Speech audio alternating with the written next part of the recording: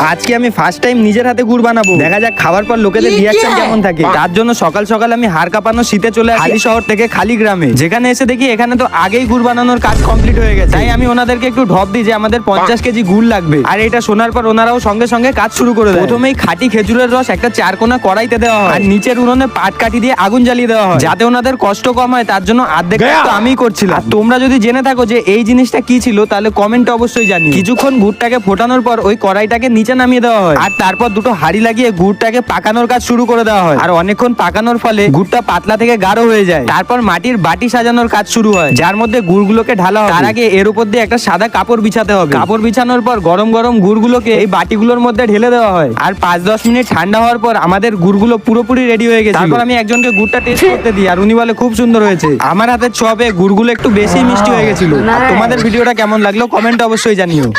গরু